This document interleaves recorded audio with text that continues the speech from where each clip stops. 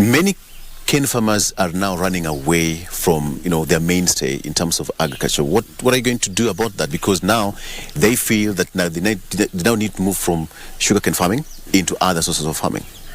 Are you addressing that?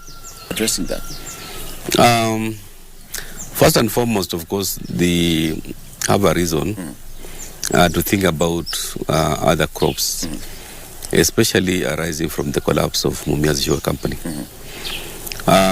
As we speak right now, we are looking at diversification in as much as we still support sugarcane farming because it's one of the major cash crops.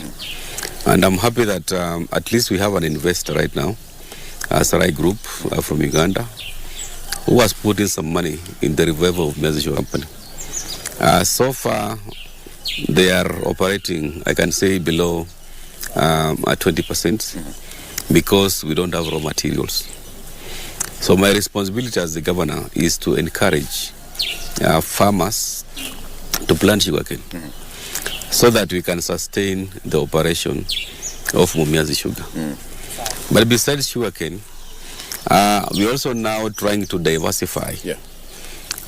We've had a very good conversation with the Minister for Trade and Industrialization, Moses Kura, and the President, just to make sure that now we have special economic zones which will focus on agribusiness. And once you have those aggregation centers, like what is happening in Twiga Foods, I can assure you, people will not be crying about sugarcane.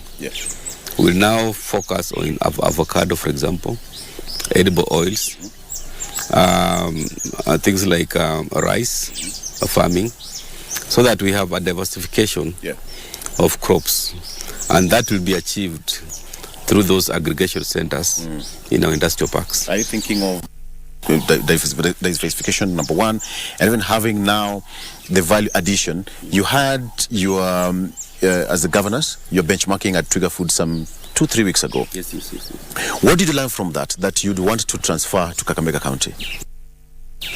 Now, what we learned from that is this issue of industrialization must start from the micro, small, and medium enterprises. It's not a big thing per se. Once you focus on agribusiness, and then you have aggregation centers in an industrial park, for example. As Kakamega County, we have already procured land in Mumias. We want to have 3 aggregation centers or industrial parks. One in Mumias, another in Shinyalu, another one in Malava. Now with those industrial parks, I can assure you, once we focus on aggregation, which is one of the things which Twiga Foods is doing, we shall have food security here. We are going to create employment opportunities. Because we bring investors. And then the most important thing is value addition. For example, if it's milk processing, after we have gotten milk, you can now go into yogurt production, for example. That is value addition in agriculture. If it is maize farming, you now go into maize milling. That is value addition. So there's a lot that we learned from Twiga Foods and Kirdi. And we've actually been challenged as counties to have specific allocations into promoting industrial parks. The national government has allocated 100 million per county as a conditional grant again.